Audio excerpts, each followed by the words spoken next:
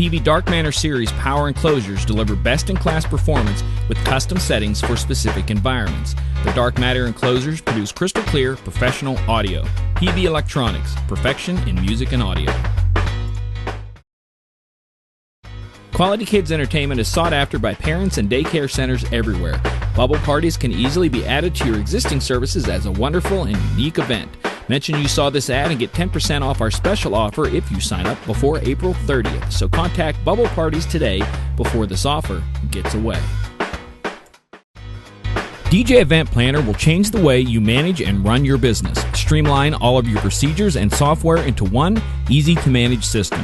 DJ Event Planner, the ultimate online planning tool. The LD Systems Curve 500 is the world's first truly portable array system. With 2400 watts of peak power and a 120-degree array, the Curve 500 is the ideal solution for DJs who care about their sound and presentation. Learn how to make money while you sleep with automated email marketing for your event or business. Get access to the training for free by going to profit911.biz/DJN. Profit 911. More customers, more cash, less stress. Good evening, ladies and gentlemen. Welcome to Tuesday night. Welcome to Music Night. Welcome to 2001. Brian. Yes. We're here. John. 2001, we're back. We're back. We're working our way up the 2000s. This has been a journey that is just starting, and we went from, I would say, a nice start last week to, and I'm going to say it, a crash and burn today as I went and looked at this list. I had a good year in 2001. I mean, aside from bad things that happened to everybody in 2001, aside from all that, I had a fantastic year, and there was some great music. So I'm going to disagree. I think we had a really good year this year. Well, this will be an interesting one because this will be an interesting show tonight, gang, because we've gone through our list and we've checked and we've highlighted some of the songs that we think that should be in your collection yet today that could be played in the right situations, some that may have a specific use, and some of them that are going to be like, what in the world? What in the world? And I found a few of those today. There were a few of those in the list today. And then, of course, Brian, you were digging in and you found a lot of them that didn't make the top 100, but yet are solid songs that we need to know about. Solid as a rock. Either they're going to work well for you or I just love them. So it's one or the other. Nice. And some of the, I enjoy when you start sharing some of the personal favorites because there's things that you have experienced and seen that might not have been on our radars or was just a blip on our radar. There's a lot of that. There's a lot of that this week. So, and then you start listening to it. It's like, oh yeah, I remember that song. Yeah, there's a lot of that. There's some stuff that I guarantee a lot of you have never heard of that's on my list. But if you love music, maybe you'll dig it. I compiled a list of songs that might work, and I compiled a list of songs that I just dig. And I don't know, hopefully you guys enjoy it. I think it's a lot of the stuff that's on my list this week, you'd be doing yourself a favor by looking them up. Hey, we got to give Gus a shout out. He has watched all of our song shows so far. Thank you, Gus. Gus, thank you very much. Jimmy's with us. Dancing Tunes is with us. Thanks for joining us tonight, gang. We're going to have some fun tonight because the list takes us one direction and others. This is going to be good. So I've been looking forward to this all week. This is a great year, and I know you think it sucks, but I think it was a good year. Before we get into the list, we should talk about next week. Next week is Midwest DJs Live is going on in Wisconsin, and we will be doing a show Tuesday night. That we know for sure, Blake. We're just not sure where it's going to be happening from or the details of that. So plan for our regular time next Tuesday, 8 o'clock Central, 9 o'clock Eastern. We just may have a surprise in how we put this all together for next week. It'll be fun. We may be at a telephone booth somewhere, on our cell phone. Right. It could be, yeah. I can see it now. I mean, like... It'd be like this. Yeah, like one of us will be doing the phone, the other one will have the list. Did you just... a piece of paper. Yeah, old fashioned. All right. For those of you out there watching, we're going to be going through the Billboard Top 100 from 2001. I wonder if I have the link here. Yes, I did. I copied that. So if you guys want to follow along, I'm going to put that link into our chat here. So you guys can jump and check out. This is one of the lists. It's the same list, but this is a website that they've got them on there, and they're all a little bit tighter, a little easier for me to see when I'm copying and pasting. So if you guys the want source I use is actually Wikipedia. Yeah, I think they've got the same list. Billboard has their list, their version. They're all three. They're all the same list. So great. Let's start. Let's work our way up from the bottom. Let's do it in groups of 10. We'll go from 91 through 100. As we look through that, we've got Fuel, Enrique, a lot of good stuff there. Did we freeze up? Oh, we didn't freeze up already, did we? Brian is not with us. How is our stream? Are we still on? Well, we won't start the show quite yet, gang. We'll wait until we get Brian back here. I don't know what's happened to him. It looks like our stream is still going, which means that this show will then get edited down, and we'll be editing all of this stuff out. If you guys are seeing me out there and such, let me know if we're still streaming. Yeah, Brian popped out. I don't know if again, it looks like everything's working on this end. So okay, thanks, Juan. That sounds good. We'll get Brian back here in a couple of minutes, and then we'll start back up. Yeah, Brian froze. I don't know what happened. All of a sudden, I got the little notice and such. But next week, if you are in the area, they're in Milwaukee. They're going to be having Midwest DJs live. Brian's going to be going over to that. I know many from Minnesota are going over to that. The big thing with Tuesday night shows, I'm just not sure yet if I'm going to be making it or not, and we're still working on a couple of aspects of that. So. But that's going to be a Sunday night. They have a welcome party, and then Monday and Tuesday is a day of education. It's, gosh, I think it's like $50 for a show pass. So if you're in the area within driving distance, 6-8 hours, it's definitely something you need to. You guys need to go and check out. Many people have come to these type of events. The Minneapolis, when we did ours in Minneapolis, a lot of people would come in, drive into this. It was their first experience at a DJ show. They would come in and you didn't spend a ton of money. $100, they could come in, buy the pass, and then they could, stay with a friend. Didn't cost a lot of money, and yet they were able to get a feel for what a DJ show is like. Then they would see that and get motivated, excited, and maybe learn a few things that help them make some more money, putting money aside, what have you. And then they go out to Mobile Beat or they go to DJ Expo and such. Yeah, he's not going to get a Coke. He's probably going to, but the smoke maybe. The smoke maybe. So Brian will be back here in just a couple of moments, and we will get to the list for tonight. Let's see. There's a couple of other things we were going to talk about. If you guys had a chance to check out our here he comes back. We'll get to that a little bit later. I think you're back. This week's show was brought to you by ATT Universe, where we have the most reliable internet ever. Yes, and it zoomed me in real close, so I'm going to fix that real quick. Yeah, just go back out one notch. Yeah, let's see. It does that whenever how's that? There, perfect. We look good. Ta-da! All right. Okay.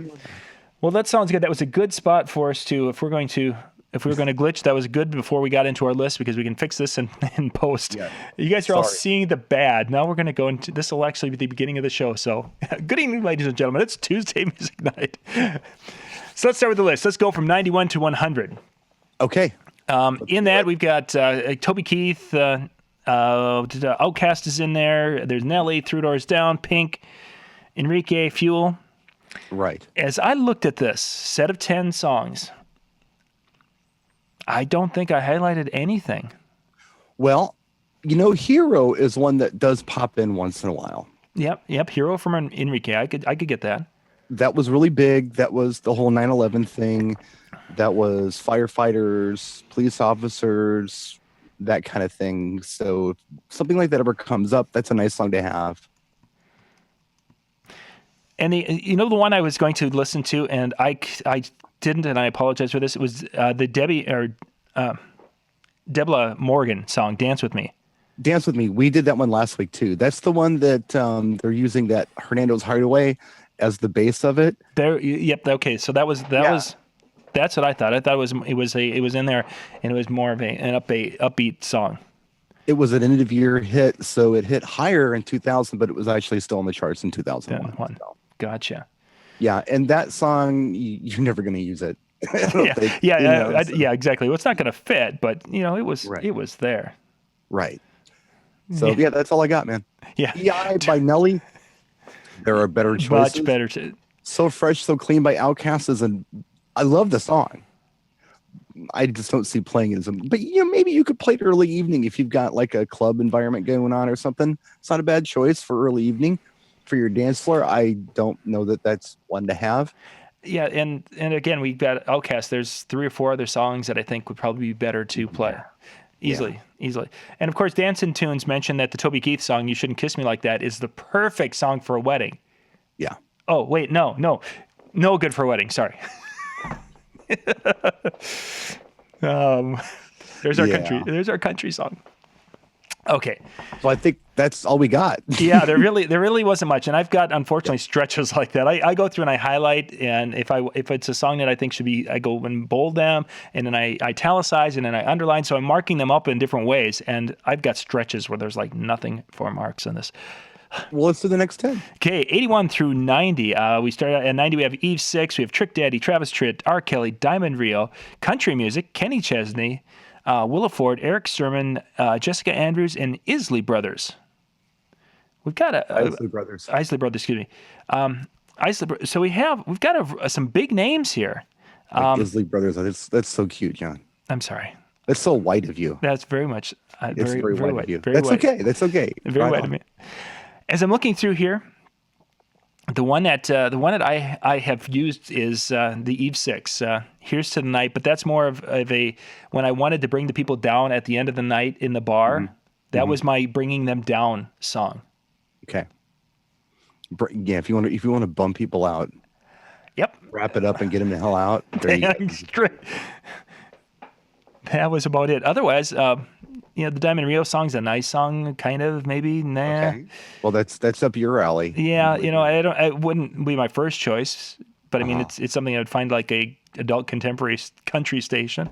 Sure. Anything stand out to you in that list of 10? No, I'm looking at the list. The only thing I'm even it's like coming to mind on that list is how hard they were trying to push Willa Ford back then. She was like, her label was really pushing her. And never really jumped on.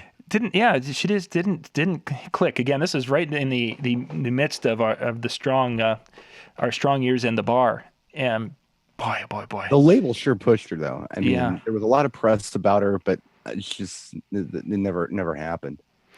Travis Tritt, Dancing Tunes mentioned a Travis Tritt song, A Great Day to Be Alive.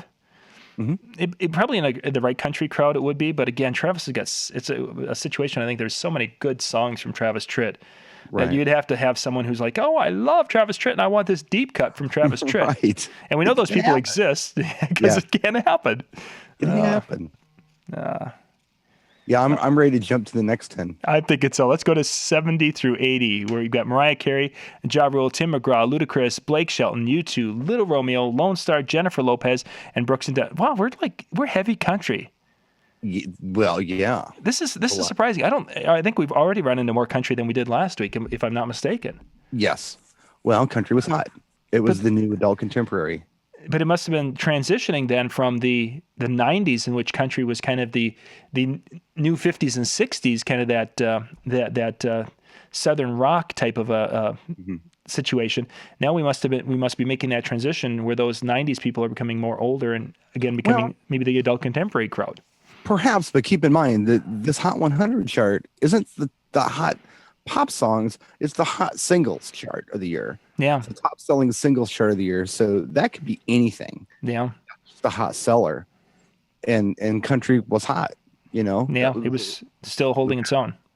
And if you're looking at who's buying music, like who's going out and making these purchases, it's usually country people. Country people don't always have internet. So they're going to Walmart and they're buying the CDs. So they're, usually they do pretty well.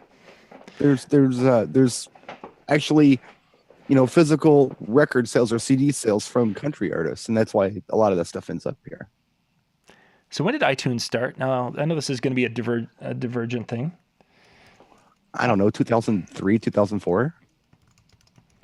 Wonder if we can find that quick. What year?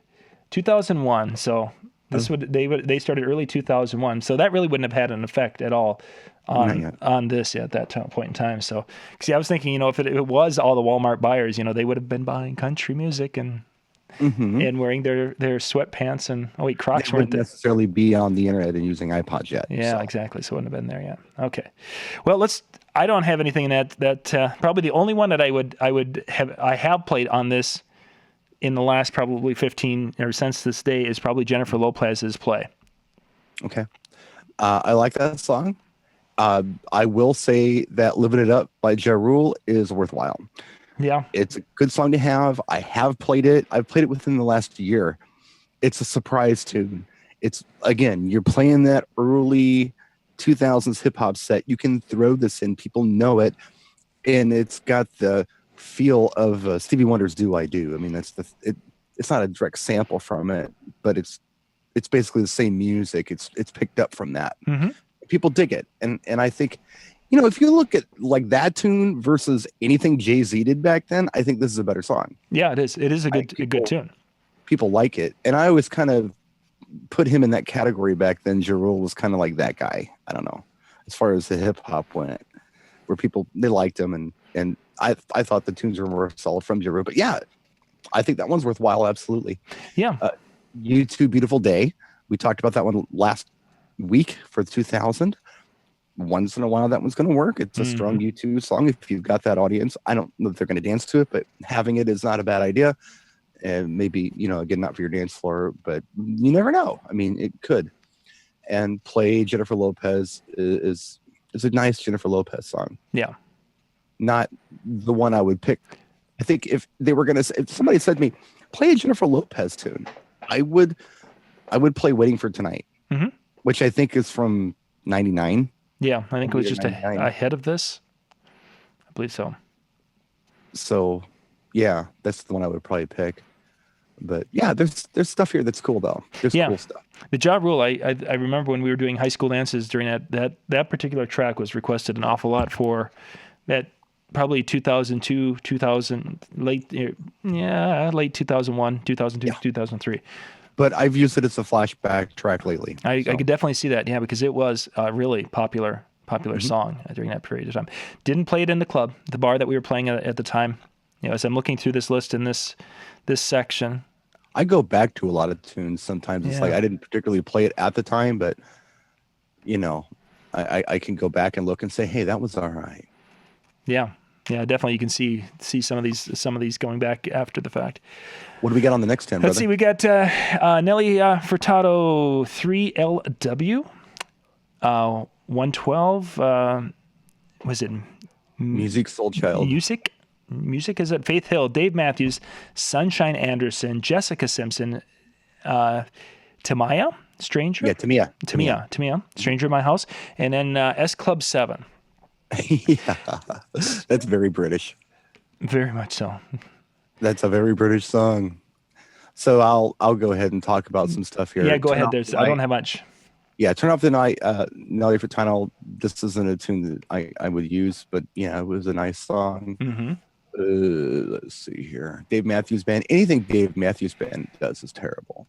But out of all the terrible Dave Matthews Band songs, I think this one is maybe one of the least usable. The Space Between is the song, by the way. So I hear it's really popular with Walmart shoppers. Who knows? Or Walmart. To me, A Stranger in My House. That one, there's two versions of that song, by the way. There's a slow version of that song, and there's a dance version of that song. And I will just say right now, the dance version of that song has been very popular at gay weddings. Interesting. So, yeah, Tamia is one of those artists that particular, sometimes that audience digs, and that's been hot. So not a complete waste of time on that one. I've played that one, but the dance version of it, not the slow version of it. Again, two versions of that song. You want to go up to the dance mix, and I don't remember who mixed it or whatever, but there's a dance mix of it that is usable. Yeah, I got to look at that. That one is one I wasn't familiar with, and I was going to check it out, but I ran out of the. Once you hear it, you go, "Oh yeah, that one." Exactly. The first time. The slow R&B version of that song is kind of unusable for us, but the dance version can be usable in extreme situations. Yeah. And that's about all I got to say about as on the chat board, they're talking to Faith Hill song. There you'll be much better Faith Hill songs out there.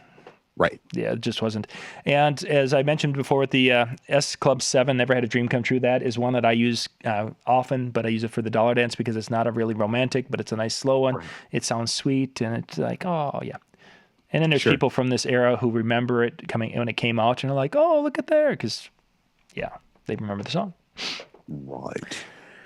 Okay, 60 through 51. Toya starts it off with I Do. This is actually one that we used an awful lot back in the day. Mm-hmm. That was one that was played a lot in the club. Continuing up, Enya, Only Time. No. I mean, it's there.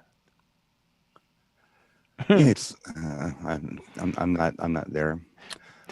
Mystical, up with Danger. That one maybe you could use once in a while. That could be a cool throwback tune. That would be a throwback tune. That'd be a good one. The next one, however, I've never played it. I never plan on playing it. 1 minute. I just 1 minute man. Problems with that song. 1 minute man from Missy Elliott. It would be a divorce party or something. I don't know. He had a man-hating party. Play it right next to Short Man by 20 Fingers, and you've got a divorce party. It's like, I want to have my ego crushed. I'm going to play this song for you now. Jay-Z, I wanna love you. If you love Jay-Z, here you go. If you're Jay-Z. It's as good as any other Jay-Z song. And this Ricky Martin tune, Ricky Martin and Christina Aguilera, I could not picture this one. Nobody Wants to Be Lonely. It's probably because you never, ever had a reason to play it. Yeah, not so much. Totally off your radar. Totally get it. Evan and Jaron at 54 with Crazy for This Girl. That song is one I could say I enjoyed listening to. It's not a real favorite.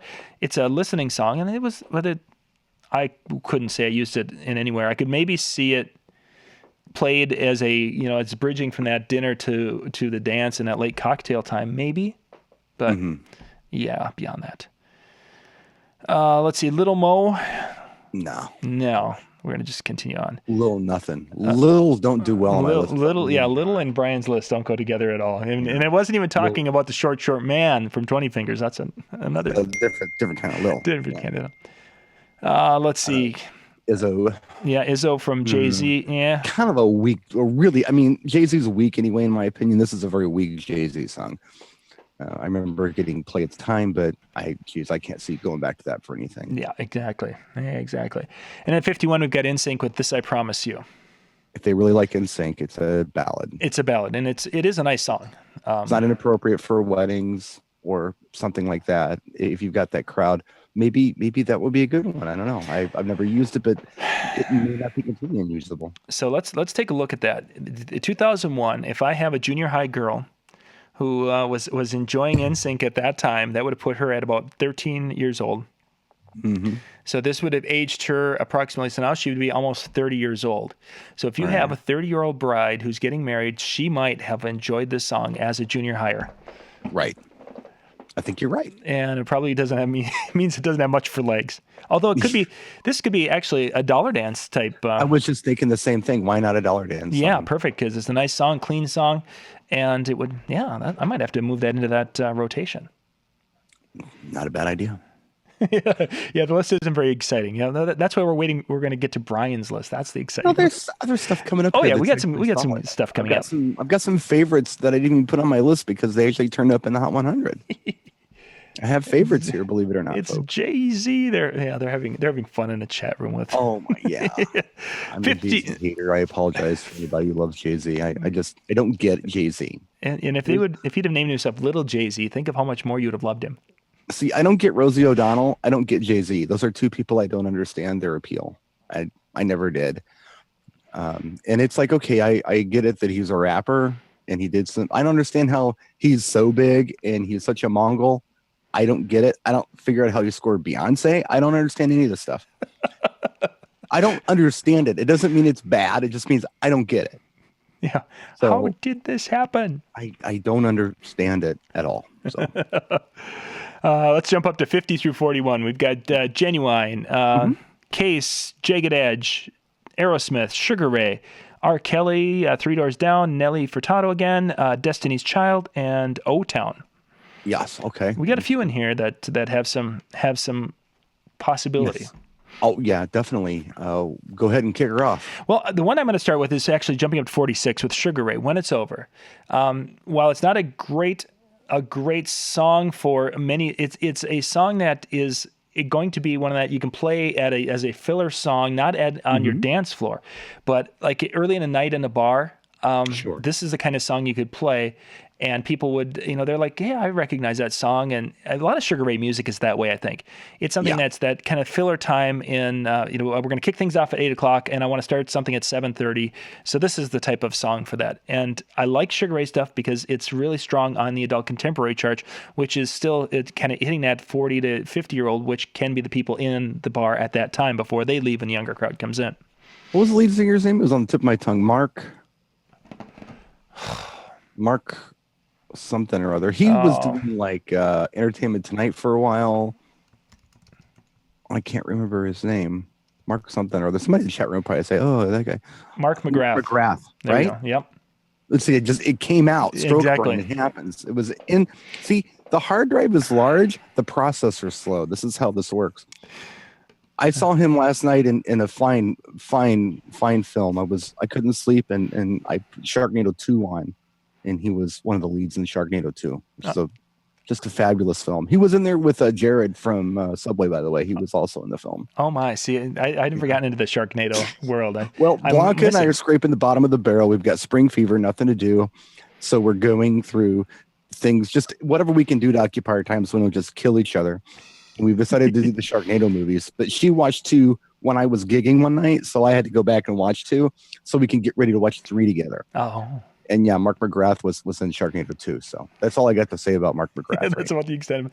And Jimmy is a big Sugar Ray fan. I'm a big Jimmy fan. I love Jimmy. I love me some Jimmy. You never play Sugar Ray ever. Jimmy, tell me how you really feel about that. Yeah. I actually am a Jimmy fan. Oh, okay. So one of my favorites right here on this right here. I love this tune when it came out. I don't remember hearing anything like it. And for some reason I don't know. I was just at peace. I had just gotten out of jail, i.e. my baby mama's 6-year relationship. I was on my own. I was single. I was doing what I wanted to do. I was listening to the radio. It was like seeing life and things again. I was excited about things. Mm-hmm. I'm Like a Bird by Nelly Furtado. I love that little song. It's such a good song. Yeah, that had a lot of, again, getting into that kind of adult contemporary world. That had a lot of legs. I mean, that was, goodness gracious, but it was hot for a good 10 years in that arena. Beautiful little song, though. Yeah. I mean, just regardless, I mean, it was just a cute little tune. Mm-hmm. I really good tune. Not a dance floor tune. No, but it's Kryptonite by Three Doors Down is another one of those tunes that just like. It was big, but how the hell are you going to use that? Yep, you can't. But boy, it was that one. Hoofed. That was, and a number of times that you're at a school and they're like, "Can you play Kryptonite?" It's like, do you remember that, son? When you walked in and there was a sign to the side of the door that said "Dance." Right? No, it's listen. It's listen. It's like listen, man. It's an awesome song. It's alternative, but it's not. It's cool, man. Yeah. Bootylicious from Destiny's Child at 42. I've had some requests for that. Obviously not it wouldn't be my first choice in Destiny's Child, but it's there. Every time I hear that song, the only thing I can hear in my head is "I don't think you're ready for spaghetti." Those are my misunderstood song lyrics. Uh-huh. I don't think you're ready for spaghetti. I don't think you're ready for spaghetti. I don't think you're ready. That's just me. Yeah. Now we're going to have to go watch that YouTube video of the guy doing the misunderstood lyrics. Right. That's one of mine. And then wrapping up that set is O-Town's All or Nothing. Slow song. And I think that one could be used in some situations if you're doing an event with someone who loves this era. But yeah. Wouldn't be something I would go to unless I had the exact right situation and the right crowd, right people. Oh, let's see. We got 40 through 41 is that how we're doing? Jimmy's saying that Nelly Furtado needed to get rid of Timberland. They did that one song. Promiscuous. Yeah.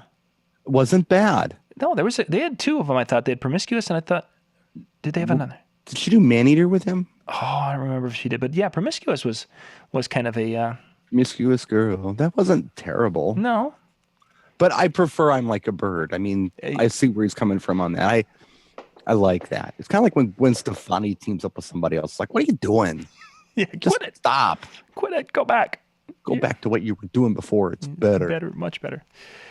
Okay. Let's see. 40 through 31. We got Maya. We've got Creed, Janet, Craig David, Casey and JoJo, Missy Elliott again, Madonna, Moby. And there's a Gwen Stefani that's with Moby there, and Leanne Womack and Mary J. Blige. We've actually got some here that we're starting to get into some of the songs that spent some time in our playlist in the club when we were doing some things. So go ahead, you start us off with what you have. I'm just looking and trying to pick one that I like the most on here, and well, there's a couple here that are actually pretty solid. The one that I love, and it's actually a remix. And it contradicts everything that I just said, is Moby with Gwen Stefani with Southside. Yep. When he does this song by himself, it's awful. I don't know. Have you ever heard the original off of Play? I don't know if I have. If YouTube it sounds incomplete without Gwen Stefani on the chorus. And they don't do the cool reverb and stuff. Kind of like the same treatment that they gave Filters Take a Picture when they remixed it for Top 40 Radio. This is a much better song. Gwen Stefani and Moby doing Southside, one of my favorite tunes from the year. Absolutely one of my favorite tunes from the year. Let's see what else on here is really good. Family Affair by Mary J. Blige. Very solid track. Play that song once in a while. It gets requested. Yep, gets a nice throwback tune. It has kind of a cool little moving along beat to it. It's my go-to Mary J. Blige song. You know, Jimmy's just out having a good night. He's like, Moby, yuck. Jimmy, you need to like take a chill pill or something. Yeah, come on, Jimmy. What's going on? Are you just Jimmy knows better than that. Are you having a bad night, Jimmy? Let's see. But see, I dig Moby going back to like the Cool World soundtrack. In fact, I remember I saw him live. I didn't even know who he was. A friend of mine said, "Hey, Moby's playing." I'm like, "Who the hell's that?" We went to go see him right before. Remember the movie Cool World? Yeah. Yeah, he did a lot of songs on that soundtrack. And I didn't know who the guy was. And it was a dude playing his keyboard and dancing around on stage. And it was an old movie theater converted into like a little concert hall. I saw Pete Burns from Dead or Alive there too. Oh, neat. And I was like, what? And I met him and he was a nice guy, you know? Mm-hmm. And he was very appreciative. He was like, guys, I just want to thank you for coming to see my show. Thank you so much. I thought, well, this guy's all right. I don't really know who he is, but he's all right. And then Cool World came out, and I liked that. But then progressively, the guy got better. So I'm Moby's all right in my book. Yeah, I want to check the older version of that song. The older version of that song, I believe it's on the CD Play, and it doesn't have Gwen Stefani in it. And it's not my tune. It's much better as a duet on the chorus. I'll just say that. And it just sounds very incomplete. So I really do enjoy that one. A couple of songs that I had highlighted, and I've talked about these when we did the 2000, or we did some of the other shows with some songs. Leanne Womack's "I Hope You Dance," beautiful slow song. My biggest problem with this one is now I do video with most of my dance or shows, and I love this song for a wedding. Well, the video is of Leanne Womack singing this, of course, as she should be in the music video, but she's wearing kind of this gown thing that shows off more cleavage than most people can handle. And I can handle a lot of cleavage, John. I have to watch this video. I struggle with this one because I think it can't be done at a high school. And even though the song is a good song, even at weddings, I mean, I feel like is this upstaging the bride? So. Beyond that, I love the song. The other one is Casey and JoJo's "Crazy," which has every once in a while. I mean, I think this falls into some of those wedding lists of slow songs for weddings. It's got its legs. Yeah. Casey and JoJo is kind of a cool crossover act for R&B Top 40. I think the one I would do is probably "All My Life" if I had to pick a Casey and JoJo song. Yep, that would be the first one. This is kind of that secondary one. Did we talk about Missy Elliott at all? Get Your Freak On? No. Because that one's not bad. No, that one's kind of a fun Missy song. Yeah. Although if I'm going to do Missy, I'd pick something different. But it's not a bad tune. No, they're certainly not. Creed's with Arms Wide Open. Talked about that one last week. I think that's almost like a mother-son dance or something, or a father-daughter dance.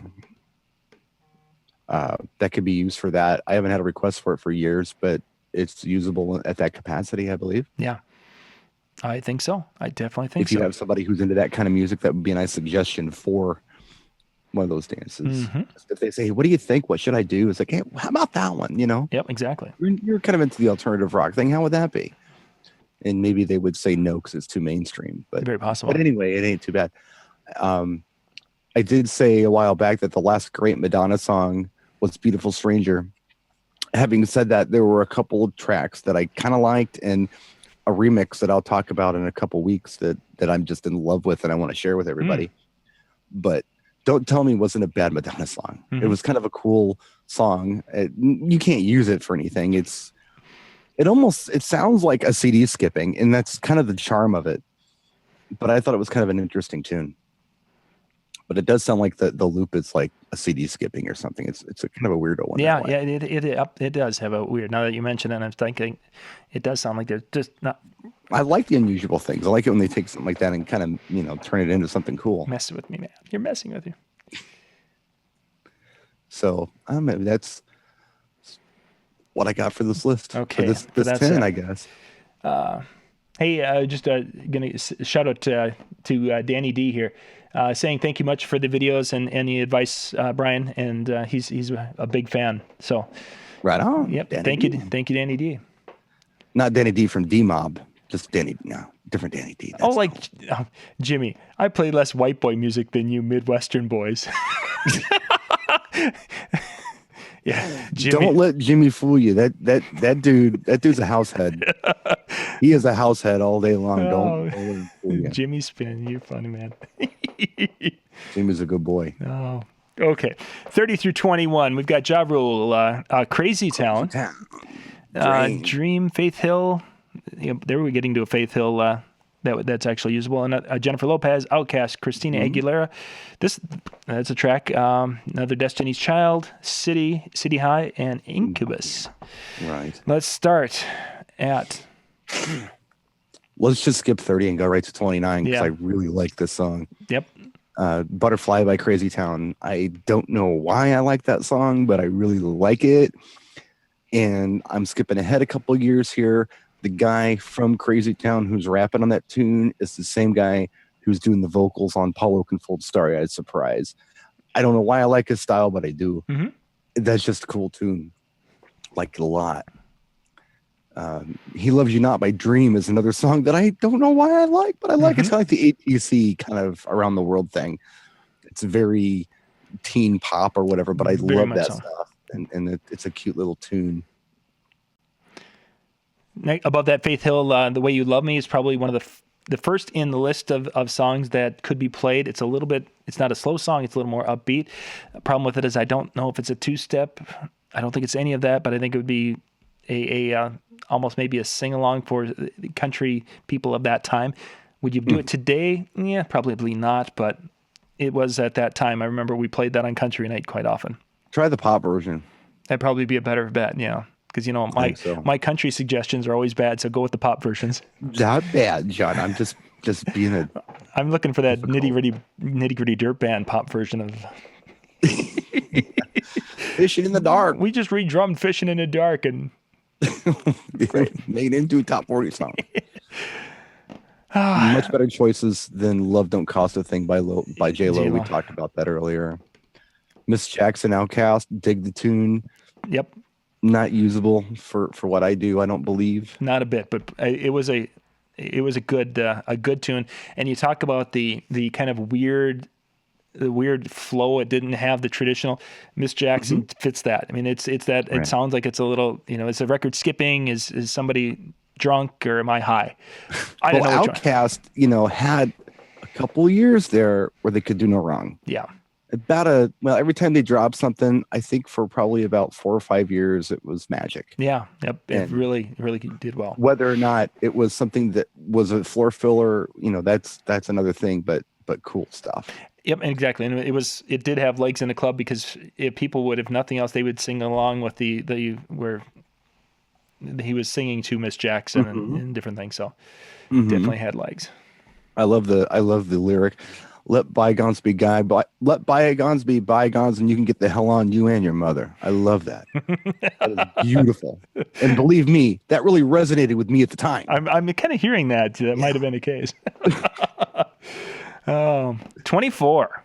Love it. And, well, I shouldn't say that. My dance floor still loves it. I can still get away with playing this. Lady Marmalade from Christina Aguilera, Little Kim, just the crew. And everybody else. Exactly. Whoever else at the time was trying to make a name for themselves, they were there. Right. Pink. Yeah. But this is one that you can still even, it's probably one of the first ones in our list so far that you could play at a wedding, and pretty much almost any wedding if you set it up properly, and it would be successful. I don't know if we've had many prior to this on this list so far. I can't remember, but at any rate, yeah, you're right. This is a solid track. You should have it. Yeah. That's a must-have for you guys. Okay. Play it. Let's see. Survivor Destiny's Child is another one of those divorce party songs. Yep. You got to have some angry, disgruntled women for that one. Yep. Women who hate men who have, yeah. And another like kind of protesty kind of song is the City High one. I don't remember what it was about, but it was very social issues. Yeah, it was. Was it drugs or was it when sex? It was. What are you going to do when your son's at home and like she was all by herself? I want to say I'm broke and my kid's being a jerk and I can't help it because I'm at work or something like that. I don't know. It wasn't a feel-good track. It wasn't a feel-good track at all. It was one of those that would cause you to think. And, people don't want to think. They just want to get drunk and listen to music and wonder why the person next to them is not making passes at them. That's what it's all about. Don't get heavy on me. Yeah. Just let's party. Come on, let's party, man. Okay. So I got nothing else on that. I'm good there. So I'm going to highlight my next 10. Okay, 20 through 11. We've got 112, Uncle Cracker, Nelly, Shaggy, Jagged Edge, Usher, Stained, Joe, Shaggy, and Blue Cantrell. Blue Cantrell. Blue Cantrell. It's been a while. Hit 'em Up Style. I remember that one. That was a really big R&B hit. That was huge in the bar, yeah. Another divorce song. Rugrats Me. Yep. There's a lot of those on this list. It's a cool tune, kind of different. She was very different. Not a bad tune, but nothing I'd ever use again.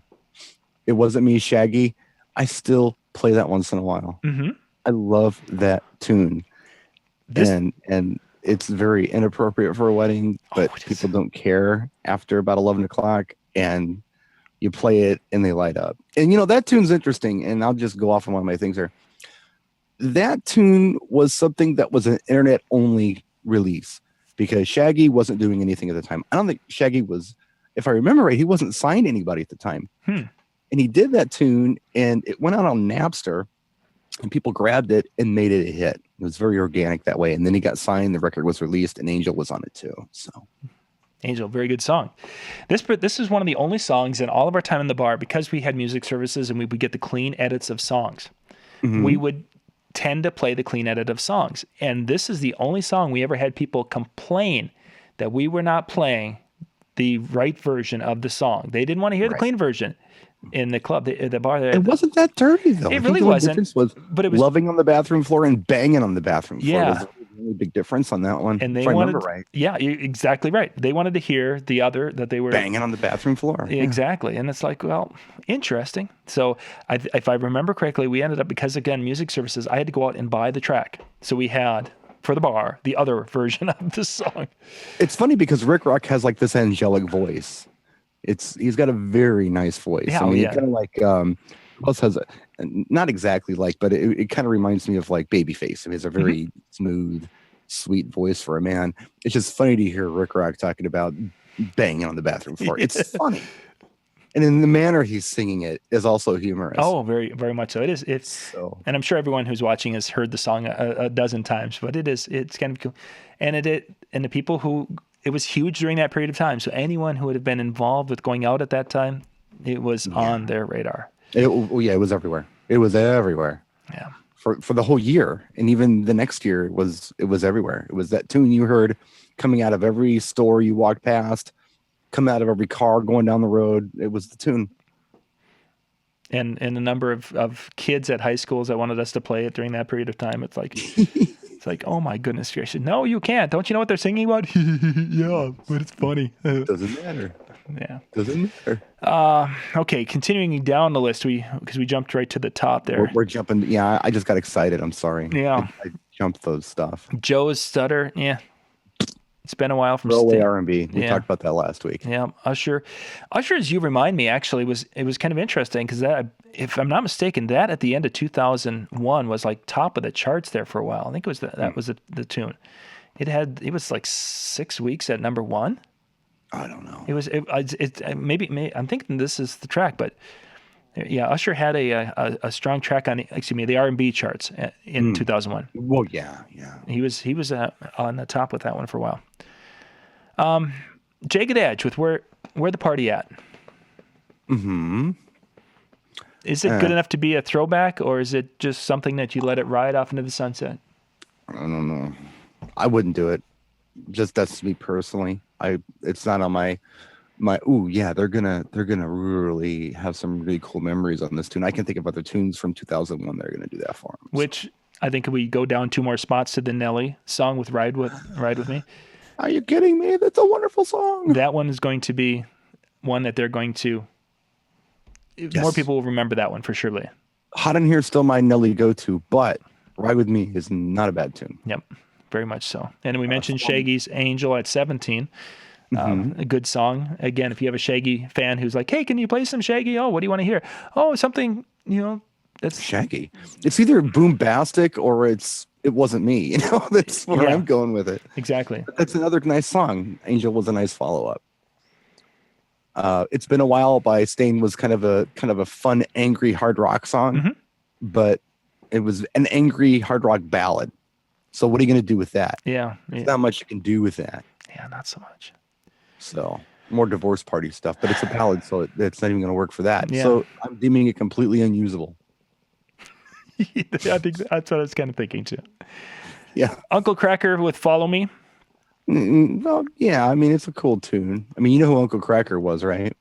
Go ahead. If you don't, that's okay. No, go ahead. Uncle Cracker was Kid Rock's DJ. There we go. I think we'd either talked about it or somewhere. You talked about this at Mystic Lake. Oh, did we? I think we've heard that. You mentioned this in the. I thought when we were sitting around a table, but he was sitting in my teeth. We're good. Thanks for sharing. I may have. I have Tourette's with that crap, so who knows what I told you. Okay, I think let's move up. Yeah. So we have the final 10 of the list before we get into the last of the night. We've got in the top 10, dinner music. There's a few in there for the dinner music time. Right. Destiny's Child, Lenny Kravitz, Dido, Eve, Matchbox 20, Jennifer Lopez, Train, Janet, Alicia Keys, and Lifehouse. Right. Let's start at the top. Go ahead. Independent women, familiar. I guess if they really like Destiny's Child, you can do it. But what's interesting about this song is it was done for the movie Charlie's Angels, the first one. Oh, and that's kind of a fun movie. I mean, I enjoyed it. So maybe. Yeah, I would put this one in the it's retired and it is retired, but life is good. Yeah, who knows? It could be throwback someday, though. Someday they may look at the 2000s like they look at the 80s. It could happen. It could. And if they do, the song will be there. It would be this on would be like the Andy Kim's "Rock Me Gently" in the 70s kind of thing, Could be. This could be the next "Rock Me Gently" right there. I don't know. Okay. I love Lenny Kravitz. I cannot stand anything he did after American Woman. This would be one of those songs. Again, it's just weak. I don't think it was one of his strongest tunes, and we barely touched that at all back in the day. Right. Now, Dido's "Thank You." That's an interesting song. I think that would be a tune that you can use somewhere because it's it's a cool. The message is nice behind it, and I could see someone doing this for the first dance. I can see this during dinner. I can see this during cocktails. I can see this as a very usable, familiar track. Right. So I haven't used it for a long time, but I could definitely see it being used. I don't think it's an unusable track. Moving up, Eve and Gwen Stefani. Let Me Blow Your Mind. Maybe. This in the bar. This was one of our I would put this, I think this was one of our 11 o'clock, between the 11 and 11:30 time, where it wasn't quite good enough to be when you wanted the people up there and dancing really hard on that 11:30 to 12:05 type thing where you want them to dance hard and stick around. But this was where you were trying to basically have them buy that drink just before. And it had a little bit of a sexiness to it. So yeah, it ain't bad. I don't like Gwen Stefani with Eve. I mean, that's kind of what I was talking about earlier. Yeah, exactly. Now, with that being said, would we use it today? Not unless I had someone who's like wanting that specific. I'm a huge fan of Eve. I'm a huge fan of Gwen Stefani. Play me a song. Okay. There you go. Yeah, that's certain situation. I only got to play one this way. Yeah. Okay. Like there was another Eve song I would play. Here, one of the comments here, Brian. We'll all be dead hopefully by the time this is listed as classics. That's funny. It's coming. I bet you it's going to hit. It'll hit in 10 years, guys. And we're gonna be we'll be in our no, they're going to be romanticizing about the 2000s. Remember back when Eve and Gwen got together and did that jamming tune? I called it. I'm calling it. Calling it today, and it's being recorded on YouTube. It's going to be there forever. Dude, I've been 18 for like 35 years. We're going to be all right. It's going to happen, and you're going to see it whether you like it or not. Let's see. Anything on Matchbox 20 or? If You're Gone. It's kind of a downer song. Am I not? Yeah, it's downer. Yeah, kind of a downer. Kind of a big downer, if I'm not mistaken. More of that crap that they. Yeah. Yeah, Matchbox 20 didn't really do much for me. Again, I'm after songs that worked on my floor or it was a tool to use at some point in time in the night. That wasn't it. Jennifer Lopez and Ja Rule with I'm Real. No, I didn't like that track. No, it was weak. It was a weak follow-up to something else. Yeah, pretty much anything else. It was weak. It was a weak follow-up track. Which is weak. Drops of Jupiter from Train. Really nice song, but maybe a ballad at something that's not a wedding. Yeah, it's kind of more of a filler type of a, yeah. Something that people would be like, oh yeah. You tell them, oh, we're going to play Drops of Jupiter. They'd be like, well, what's that song? I don't know what that is, but we listen to it and it's like, oh yeah, I remember that song. Right. I remember that song. Janet, All For You. I love it, but I just don't get anything when I play it, but I should because it's hip. That is such a hip song. That is so cool. I can't believe people don't want to hear that song because it's good. Maybe its time hasn't come yet. I don't know, but it's a damn shame. I say keep it because I say it's going to pop one of these days and your audience is going to like it because it appeared in some movie about the early 2000s and you're going to hear it. Yeah. It's good. It is good. I think that it's probably one of my top Janet songs that I like. But it was the last great Janet song, and that's all Jammin' Lewis. The sample. It's not Patrice Rushen. I can't remember. See, you'd know that kind of stuff. Alicia Keys with Fallen. That is a beautiful song. I don't know if it could be used. I don't know. I'm struggling with that. I love the song. It's a great song to listen to. Very soulful tune. Very much so. Nice, beautiful voice. And then number one for 2001 is from Lifehouse, Hanging by a Moment. Wah wah wah. It's got it can be used a little bit, but where and often and will the people be sober enough to remember it? Energy alternative rock. I don't know. It's a little weird. Yeah. It's kind of a schizophrenic song. It isn't quite anything. But yeah, back then, maybe. Yeah, you could back then, but no, I don't know. If it fell off of my hard drive, I wouldn't be like, oh, damn it, I need to get another copy of that. I lost that song. Okay.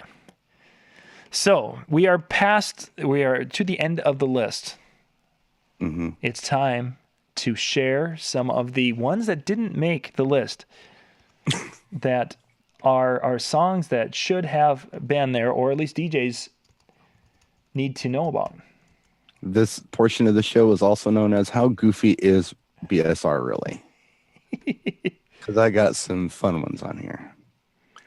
I'm going to let you go first. I've only got a couple. I didn't pull too That's many, okay. but the one that surprised me that came out in 2001 that did not make this list is NSYNC's Pop. Yeah, that one's not on my radar. And maybe it's going to show up in the 2002. I didn't look ahead, but that is, goodness gracious, that had, we were playing that up until we still got it. I had a request at prom last year for Pop from NSYNC. So that surprised me that didn't that wasn't on the list. And again, maybe it would have shown up on one side or the other, and I missed it, or we haven't gotten to it yet. But that was a surprise for me. I'll tell you the one I can't believe isn't on the list. I don't understand it. It's Pink's Get the Party Started.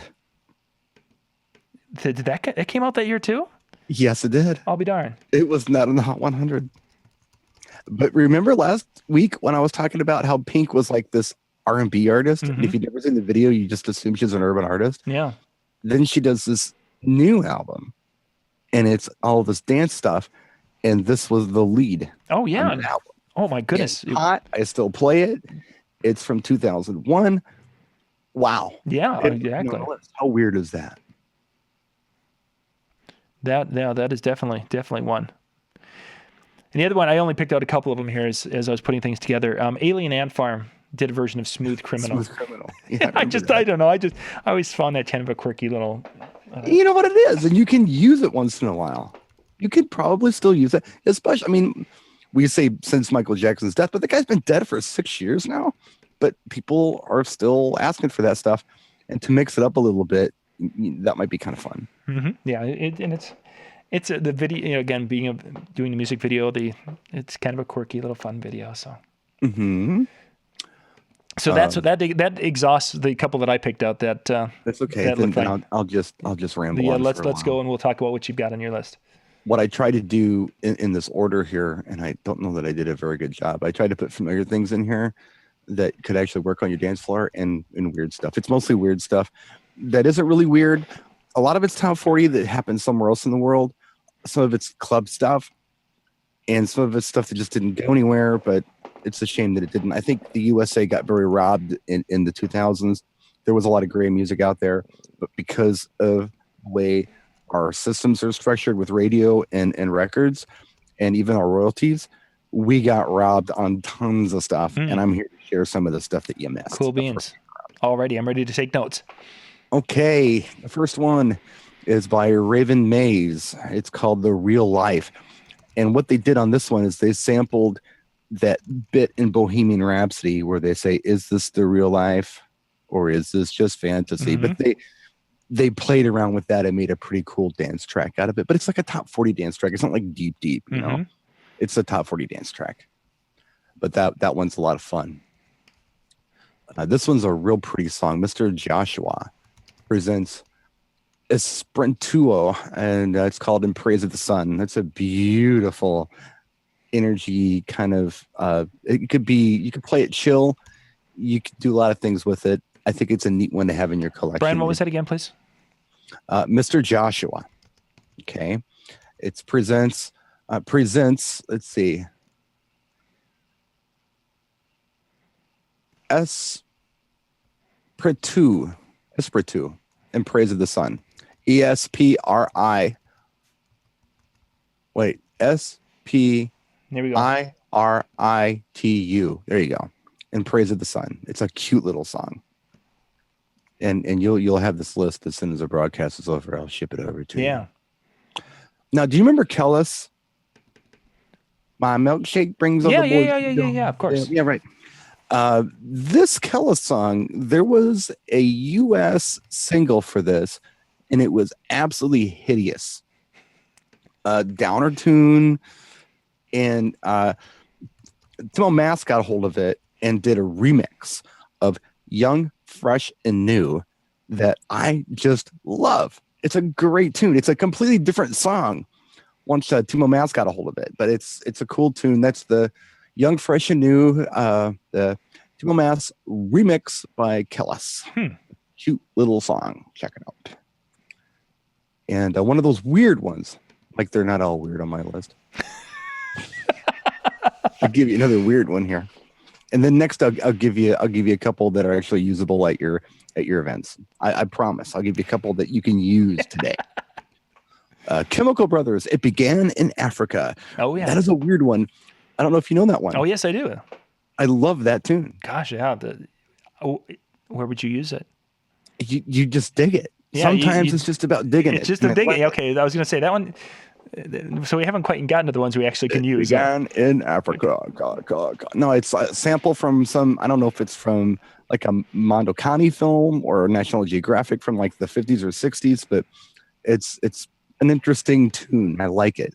And there were a lot of songs like that came out back then. Silicone Soul did one kind of right on that was kind of like that too. But the Chemical Brothers did that one. I thought was kind of neat. So I promised you, I give you a tune that was not on the Hot 100 that you could absolutely use today. Okay, I'm ready.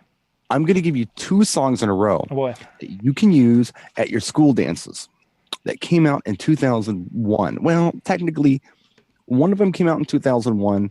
The other one actually was released in 2000, had no legs, and hit like some European or some Australian charts in 2000. Okay. But very usable, and you should have them.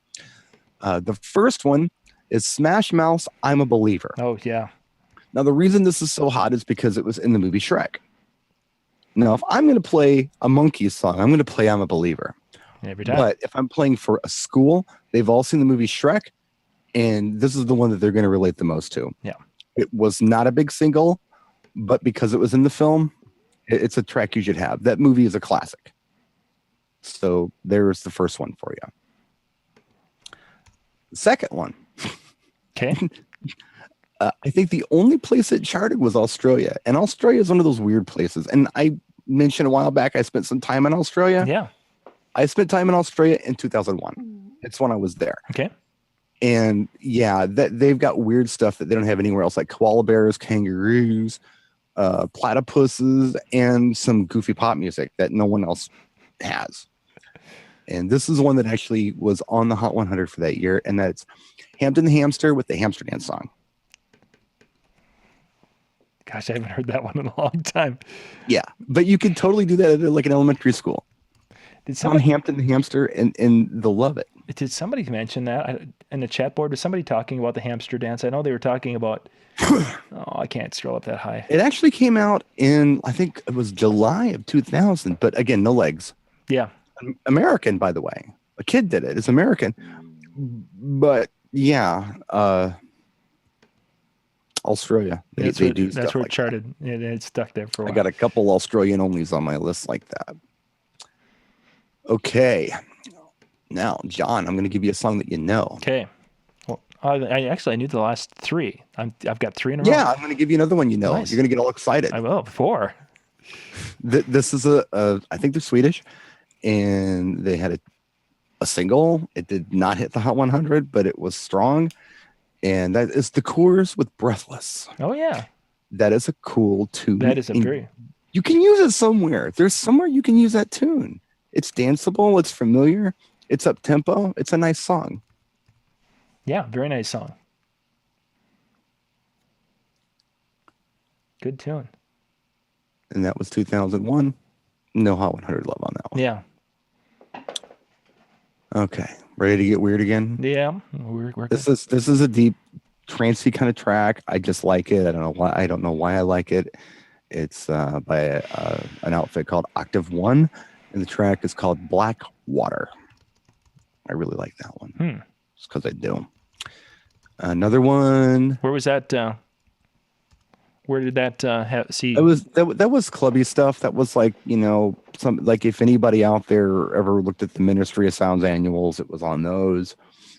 Dance track. Okay. dance track from 2001. A lot of good club tracks in 2001. And I did go to the club charts for some of this. A lot of it's charted in the States on the dance charts. But in the US, I think we were mainly focused on more of the R&B, hip-hop, pop fusion thing, and we weren't really thinking about the dance music as much, which is why things like Pink's Get the Party Started were not on the Hot 100. But they're still solid tracks.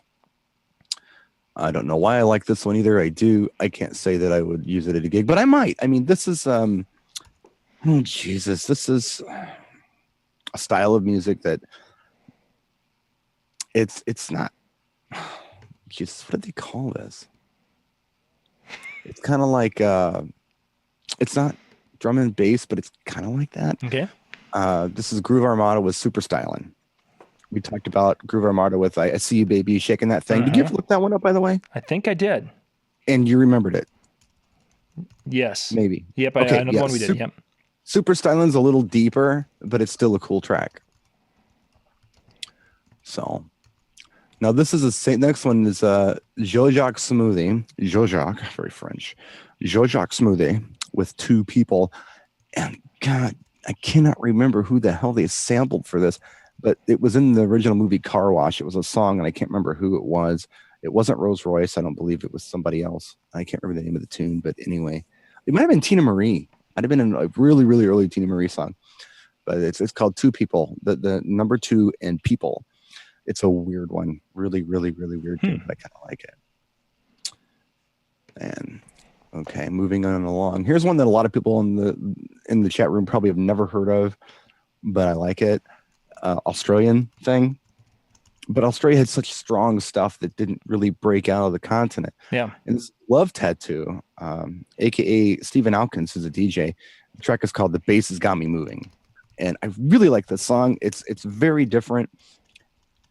And I like the unique stuff. And this is definitely one of those unique tracks. Next up, I have Koshin's Hide You. A lot of you club heads probably know that one. It's a cool tune. There are a couple different versions of that song. There's one that popped up on promo only. If you're a promo only subscriber, it's really fast. That is not the original version of the song. That is not the version of the song that I like. It's pitched up. I don't know why it is. It doesn't sound right. The original version of the song is slower. It's closer to a 128 to 130 BPM. The promo only version is way up, like almost 140. It's crazy. I don't know why they did that. Wow. In fact, I often wondered if it was a mistake. Like, did they screw that one up? Because that don't sound right. Didn't catch it. Right. Another Australian only one right here. This is John Cutter with It's Yours. It's a cute little song. With some horns in it, real minimal, but it's really nice. It's one of those minimalist songs. I like that kind of stuff. Not overproduced. And it's very house. It's a very but it's like classic house. It's not like crazy fast house. It's like a classic house track, but it's a very nice song. Came out in June of 2001. Good song. And here's one that in America you would never play anywhere, but I'm sure other places in the world it does well, and that's Little L by Jamiroquai. I really like Jamiroquai. I don't know if that was anybody who just kind of threw you for a loop, but I was like, holy crap! It's Stevie Wonder. It's cool. It's funky. It's smooth, but it's yeah. I don't know. I really like Jamiroquai. I don't know if you were ever into them or not. I'm they trying did to several think. tracks. That's what I was going to say. Is I was looking. Virtual Insanity was the big one. Remember the guy who had the big hat? Yep, there we are. In the video. And the video is really good for Virtual Insanity. But Little L is a nice little song. Virtual Insanity is very smooth, but a lot of the tunes that they did in the 2000s were more disco-esque. Very, very disco-esque, but nice songs. Let's see here. Travis and Sing. I don't know if you know Travis or not. You may like Travis. Travis is like British country music almost. I don't know how to describe it. It's very nice. Very nice stuff. A little bit of banjo in there, as a matter of fact, in some of the Travis stuff. But Sing is a really cute song by Travis. Cool. I think last week we talked about Splitter with Groovejet.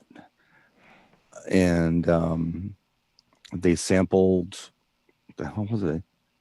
I don't remember now. Love Is You, I think they sampled. Anyway, that was Sophie Ellis Bextor singing on there. She did a solo album, and her the lead track off of the solo album was a remake of Cher's "Take Me Home." Remember that one from the 70s? Yep. It was her remake of it, which is okay. Not my favorite Sophie Ellis Bextor track, but the one I wanted to throw on here for 2001. It ain't bad for remakes. It ain't bad at all. Buzzing through these. 5, Let's Dance. 5 is kind of like it's boy band stuff. But Let's Dance is an exceptionally nice song from a boy band. I like it. That one isn't, and I remember 5, of course. You played some of their tracks, but Let's Dance. Check out Let's Dance. It's a very nice song. If you're familiar with 5. Yeah. I bet it's one of those that'll be like, oh yeah, I don't remember that song. And just yes. Let's see here. Van Dahl with Castles in the Sky. This was huge everywhere else in the world. And it was big on the dance charts. So, excuse me. If you have somebody, damn it. That frog, I was wondering where it got to. It out down my throat. But yeah, that's a cool tune. More kind of that, I don't know, early dubsteppy kind of, not dubsteppy, but drum and bass almost kind of stuff is, or garage. That's what it is. That's the word I was looking for with the other one, the Jaxx Smoothie, Two People. It was garage. That was the style of music. See, garage. And yeah, okay. Now let me explain garage to you. Let me explain the word garage, because from an American's point of view, this is hilarious. There's something going on between the English and the French, and it's been going on for a real long time, where they just don't like each other. Okay. And the only reason they haven't killed each other is because we've worked out trade agreements between the two of them. So they're not going to kill each other. Having said that, if a word in English has origins in French in England, they screw it up as much as they can to make it not sound French. Garage is spelled garage. So, but you call it garage. You don't call it garage. You call it garage. Aluminium is aluminum. There are all kinds of words that if they sound remotely French, they just, bleh, and they, yeah, I don't know why. Nobody else does that, but they do it. So garage is the style of music I'm talking about. And this DJ Pied Piper's Do You Really Like It is garage. There'll be garage coming up later on the list, I think. There's also a lot of garage coming up in the next couple of years, actually. It was a cool musical style, and a few of the tracks went mainstream, and or they had pop versions of garage songs. It's a very, very unique sound. So anyhow. This is a good one. Planet Funk, Chase the Sun. Kind of a fun song. That one, Chase the Sun, I've heard that one. It's a nice song. This one has legs. This one you can play once in a while if you got that right crowd. They want to hear some dance music, but they want to hear something familiar. And that is Dirty Vegas with Days Go By. Yeah. Came out in the year 2000. So have that. The next one I played damn near every week. And it's not because anyone's dancing to it. I'm playing it as I'm transitioning from dinner to dancing. Okay. I play instrumental house tracks when I'm doing this transition. Nothing too heavy, but I love this one. It's got a cool feel to it. And it's one of those songs that maybe they've never heard it before, but something about it's familiar to them. And I don't know what it is. It almost sounds like the theme music to like some kind of National Geographic Explorer or something, but it's housey. And it's Jakatta with American Dream. This song was featured, or a version of this song, not particularly the dance version, but a version of this song was featured in the movie American Beauty with Kevin Spacey. Really bizarre film, but it was in that movie. So anyway, let's see more. Let's say Kylie Minogue, Please Stay. Yeah, of course, it's a Kylie song. I love it. We're going to put it on there. I think it was the last single off of the Light Years album that had legs. I like it. And you could totally get away with playing that song anywhere else in the world, but probably the U.S. Yeah, and exactly. You could get a nice reaction to it. Do you know who Emma Bunton is? Baby Spice. Oh, yeah. Yep. Yeah. she had some really nice songs in the early 2000s that I really liked. And the first one that she did that I really liked, and again, John, you may enjoy this because it's almost got a country vibe to it, and it's called "What Took You So Long." Mm-hmm. Really, really nice tune, and I think you could probably use it somewhere as a filler. I mean, not for dancing, but somewhere you could throw it on. It's one of those songs that once in a while when I'm walking through a clothing store right here, it's like, ooh, that's kind of cool. Mm-hmm. So I'll have to listen to that one. Really Yeah, liked it. I'll have to check that one out. And next up, we have my favorite Modjo song, which is Chillin. The big one was Lady Hear Me Tonight. We talked about that last week. Chillin was the follow-up single. Didn't do nearly as much, but I love the tune. Next up, this song has several different versions. There's a really odd version they play in the US. They still play it, I hear, on at XM once in a while. I don't enjoy it. I enjoy the version that they played in the UK, and it was on the singles charts in the UK. UK usually does better versions of tracks. They just do. And I don't know, the US, whoever gets a hold of the stuff for the US says, oh, we got to do this to it so it's a hit here. They're wrong. They should leave it alone because they really do a beautiful job with this stuff in the UK. And the tune is by a band called I.O. That's spelled I-I-O. And the track is called Rapture. It's a really, really cool tune. I can't even tell you what I would compare it to. It's a nice song, but you got to get that single version of that one. Now this next one, this album didn't come out until 2002 or maybe even 2000. I think it was 2002, but there was an early release of this, and I heard it on BBC Radio 1 a lot back then. And it was the roughest, rawest hip hop I had heard since the early 80s. The dude's name is Mike Skinner, and he calls himself The Streets. And the album is called Original Pirate Material. I love the album, and I totally shouldn't because I'm not into that kind of stuff. But for some reason, this South London guy did this really raw rap stuff that I really enjoyed. He was doing it like in his bedroom. He was using the 808. He was using all the classic stuff. He had a crew that sang with him and things like that. This track is called, again, Has It Come to This by The Streets. I love this tune. And there's a version of it. And the only single version, I believe, is just if you put your pitch on 0, it's pitched up from the album version. It's the version that I love of this track. So weird one, but I dig it. Basement Jaxx Romeo. That's a great tune. You can totally get away with playing that once in a while at the right gig, and I have done it. It's one of the more poppy Basement Jaxx tracks, and people do know it from, I don't know, clubbing or something, not on the radio, unless it was a really cool radio station where you live. But yeah, nope. It's a solid track. Yeah, the Basement Jaxx was basically played in a bar. That's the only experience we had with it. I don't know if any of it hit airplay around our neck of the woods. I think a lot of people know tip of my tongue, Red Alert is a tune that a lot of people know.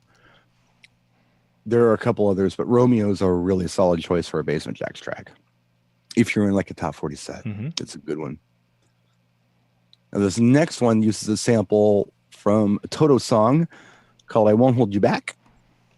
And it's a beautiful, beautiful song. In the video, I mean, I'll just admit it. I'll watch it once in a while, and usually when I watch it, I get a tear. It's beautiful. And the song is called Another Chance, and the artist is Roger Sanchez. It's a gorgeous song, and I have played it. I played it at gigs. But yeah, the music video is a tearjerker. They did a beautiful job with that. Okay, this one's weird. I don't think it charted anywhere except for maybe Canada. And it's Bran Van 3000 with Astounded. I am in love with this song. They took an old Curtis Mayfield song that I don't believe they ever did much with, and they put their own music to it. Like Curtis Mayfield is singing on this, but it's their own music. They did it justice. It's kind of like, you know what it reminds me of a little bit? It reminds me a little bit of Pharrell's Happy. Okay. How Pharrell sounds like Curtis Mayfield in that song. And the music is very retro in that song. It sounds like it could be happening. Parts of it sounds like it could be happening in the early 70s and the way he's doing the harmonies and all that. this Brand Van 3000 Astounded has that same flavor to it. Mm-hmm. It's raw, it's rougher, but it's got the same spirit, I'll say. So if you dig Curtis Mayfield, if you're at all a Curtis Mayfield fan, check out Brand Van 3000's Astounded, and you may hear Curtis Mayfield song you've never heard before. Mm-hmm. So that's an interesting one. I'm weird. I'm sorry. I'm giving you weird stuff. Well, when I'm watching the chat as they're going in, it's like you've got people who are that remember some of these songs and are sharing some of their eclectic songs also. Good. That I'm not just talking, Greek here. I worry sometimes. This was a hit when I was in Australia, and I just watched the movie the other night, and I saw my friend Carl in the movie. Our friend Carl, who's now with, I don't know, who is he with now? Smith and Martin. Smith and Martin, yep. Mm-hmm. And that is Huey Lewis and Gwyneth Paltrow with Cruisin, their remake of the Smokey Robinson song from '79. And the version in the movie is fine, but the single version is actually a lot better. And they played on the radio a lot when I was there. And I thought, wow, this is kind of nice. And of course, nowhere else in the world did anybody feel that way, except in Australia. But, yeah, it was a blip on the radar here. And if it wouldn't have been for me being a Huey Lewis fan and desperately looking for anything that was even slightly resemblant to sports, right. I mean, that was it's like, come on, give me something. No. All right, now, how about that? No. I liked it though. I still like it. It's got a nice spirit. It's nice as a duet. And I don't know, the movie was a complete flop. If the movie may have done better, maybe it would have had more legs, but the movie was a complete flop. I think my appreciation for the song, when we've done some corporate events where I've had a karaoke crowd, and you get a good singer on both sides, it's like, wow, that's actually a really good song. Yeah. But yeah. And of course that was originally a Smokey tune, but Jesus, I mean, I don't know. It's a nice song, and once in a while, if I can get away with it, I'll throw it on. Not for dancing particularly, but just to play something. Another one of those tunes that is kind of an Australia-only thing. We've talked about it before, and that is the Madison Avenue's Reminiscing. The version we're talking about is the Classics remix. There's more than one. DA Classic Remix. That is the version, the only version, the only way you could buy that one at the time when I bought it was on the Japanese import of the polyester industry, the Polyester Embassy, which was the album, Madison Avenue's one and only album, the Polyester Embassy. But they had the Classics remix of Reminiscing on it. The other versions of the album actually had a different mix, slightly different. I've heard it before. I can't find it. I've YouTubed it. I can't find the original. All I'm finding is the Classics mix, which is fine. It's the best version of it. Yeah, I was going to say I'm seeing two right now on YouTube. The does it have a time signature on that one? But the one that came off the Polyester Embassy album, and then there's a extended mix. Yeah, the extended is extended the Classics mix. I think is the one you're looking at probably. Yeah, solid stuff. Yeah. Okay, this one's weird. Yeah, like the other one's right. This, again, unique to Australia. Remember the Baha Man with Who Let the Dogs Out? Oh, yeah. Okay, this was their follow-up single. And if you YouTube it, and you listen to You All Dat, D-A-T, it's kind of horrible. It's using the bass of The Lion Sleeps Tonight. A winga what, right? Yep. And it just doesn't go anywhere. Okay, but the Berman brothers got a hold of it and did a remix of it, and it's amazing. When would that have come out? 2001. The remix came out too that year? Because I remember that one came out, and of course after the first song with Who Let the Dogs Out, we were so excited when we saw that come out on the disc. And it's like, again, back in those days, we actually put the whole disc in and listened from beginning to end to get it perused. And we hear it's like, it was really weak. It's like, yeah, well, there's a one-hit wonder. Oh yeah, but you know what? If they would have put the Supermen Brothers radio edit on that disc, it would have been another hit for them. Yeah, that's guaranteed. But I don't believe it turned up on an album. It was just a remix. It was a hit in Australia. It was top 100 that year in Australia. but a personal favorite. And I don't know, I really enjoy it. Do yourself a favor, John, because you know how you feel about the song. Listen to the remix and just hit me a message on Facebook and let me know what you think of it. I think it's a very solid tune. I really, really like it. It's got a lot of energy. It's fun. There are a lot of songs like that, and it really happens a lot in the 2000s. And we're going to talk about them in the coming weeks, where there's a song that's like, you know what? I'm not really feeling it. But then the remix is just like, wow, now I like it. Because the remixers are like producers at this point, and they're turning something that's damn near unlistenable into gold. It happens today still, but it really started happening in the early 2000s. Next up on my list is a really unique tune, and it's a great music video. A lot of fun. I enjoy the music video. A little sad at the end, but it's cute. And the group is called Supermen Lovers. They're French, and Manny Hoffman is the guy who sings on it. He's a German guy, I believe. And the song is called Starlight by the Supermen Lovers. It's an adorable song. Very top 40 for the rest of the world. We didn't get it in the US. Very unfortunate. It's a real cute song. The video is brilliant.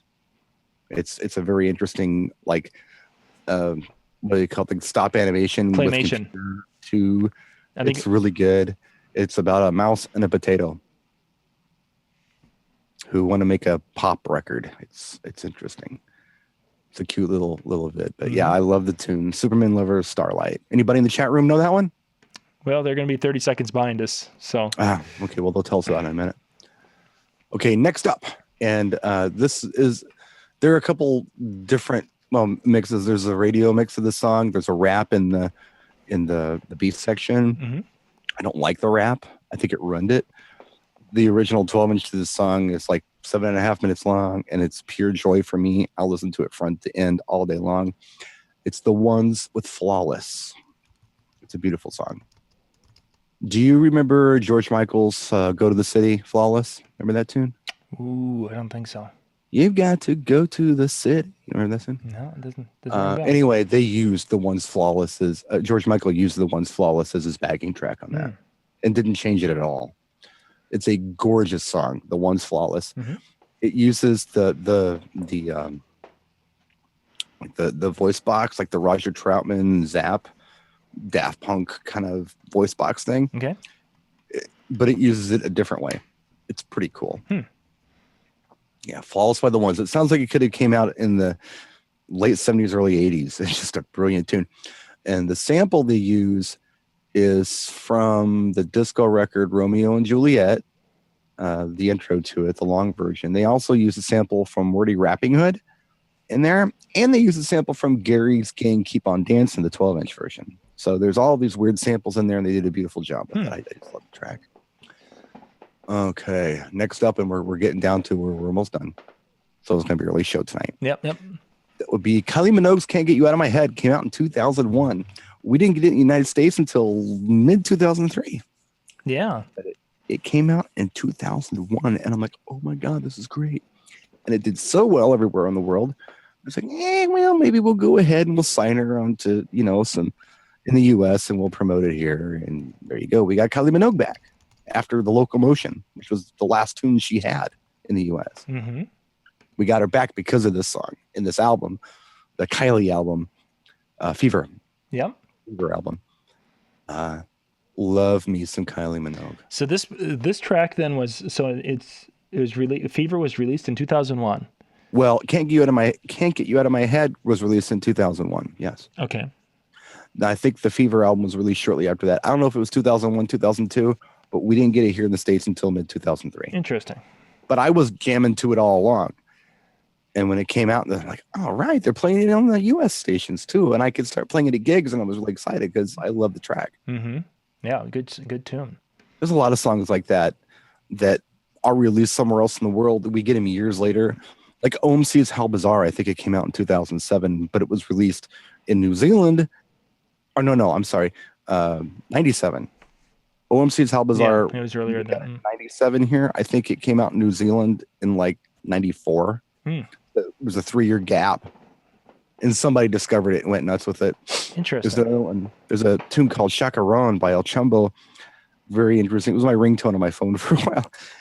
And it came out in like, I don't know, it was like a demo that came out in like 2004 or something. So is that latency where they're released in one country and they don't get here? Is that still happen today now with the internet and things with music? Sure. Are we still having that? Yeah, it happens. Really? And then there's tracks that unfortunately we never get, and we should totally get them. I mean, if you are not familiar with some of the songs on my list, please look them up. Look, I mean, some of them you may not like, but do a cross section of the tunes that I'm talking about here that you've never heard of, and you tell me, did we get robbed or what? Because I think we did. There's a lot of tunes that we totally got robbed on. We didn't hear them. We should have heard them. It's just the way the industry's constructed in the U.S. We don't get that. Sure. We don't get the local talents anymore able to have a voice locally. We can do it on the internet, but there's so much stuff out there. It's almost a traffic jam. You can't make sense of it all. Yeah. But on the local level, an artist can't have like, oh, hey, this girl or this guy is doing this beautiful tune. They did the demo. We're going to play it. They can't do that because iHeartRadio, Clear Channel, whatever, own it. They've got a very strict playlist, comes in from Waco, Texas. They're not allowed to do that. So we lose all of that. We don't get that anymore. The only place you hear it are the college radio stations, but who in the hell listens to those? Yeah. I mean, most people aren't. Most people aren't those kind of connoisseurs, but your general audience just gets robbed, I think. And they have forever. They've gotten robbed, especially since the Telecommunications Act of 1995 or 96, whatever it was. But that's another video someday. But yeah, there's tons of stuff like that just we don't get until years later. We talked about that with the Proclaimers, remember? The Proclaimers did 500 miles in like 88, and we didn't get it until like 93. So what the heck, It's weird like that. It happens today, even with the internet, because of the traffic jam of information out there. Somebody has to hear it, get turned on to it, and say, you know what? I'm going to give a U.S. record deal. And then it's a big enough U.S. record deal where it gets some kind of promotion on one of the big channels. They they throw enough money at it, and it happens. The cool exceptions to those rules are things like Shaggy, It Wasn't Me, where that was like an internet only release thing. And it happened because of that. So anyway, you're laughing about something. Day and night. Damn you, Clear Channel. He posted on the chat. Oh, yeah. Damn you. Damn right. Damn you, Clear Channel. Yeah. We'll do a show on that someday. I had the amazing opportunity, and I was watching a comedian a while back. I just backpedal a little bit. I was watching a comedian a while back, and he was building this joke up, or this thing up that he was going to talk about. He said, you know how when you meet people, like famous people, it's like, yeah, okay, that's pretty cool. But then you meet people who are like beyond famous. They're like just, nutty, huge famous, where it's like, I can't believe I'm meeting this person. Yep. And he's building it up. I met someone like this. And I'm thinking to myself, in my head, I've met someone like this too. And he's building it and building it and building it. And it turns out we're talking about the same guy. So I could totally relate to what this guy was talking about. And that's Quincy Jones. I met Quincy Jones at a book signing at NAMM. Jesus, 1,000 years ago. Actually, no, it was, I know when it was. It was 2008.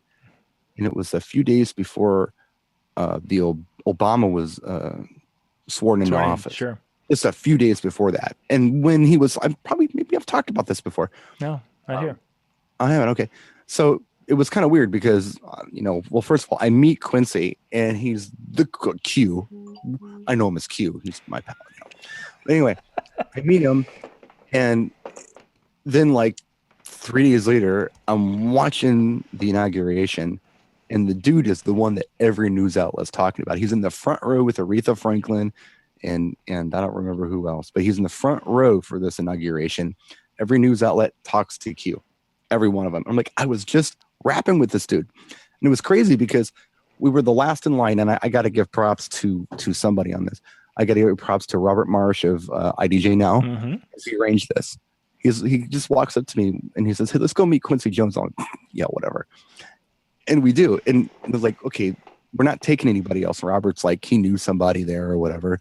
And I'm like, oh, yeah, come on. So we were the last ones in line so he could spend some time with us. But I was trying to get out of the guy's way. I was trying not to bother Quincy Jones. I was like, thank you very much, sir. It's, thank you for what you do. And he's like, hold on a minute, and he wants to start a conversation with me. And what did we talk about? We talked about how shitty Clear Channel is. We talked about how terrible radio is. We talked about, how artists are getting robbed, how listeners are getting robbed, how music isn't being heard. That's amazing. We were on the same page with that stuff. Mm-hmm. So the most influential, larger than life person I ever met, I spent 5 minutes with him, and we spent that 5 minutes talking about how shitty radio is. It's fun to share that with you because it's relevant to what we were just talking about. Exactly. And I used the S word twice on your show. I apologize. But it's just, they say it on AMC, so I think it's probably we're okay. Yeah, we're okay. Okay, and last on my list, I swear, is the entire Daft Punk Discovery album. It is a piece of art. One More Time does not turn up on the Hot 100. It was actually released in November or December of 2000.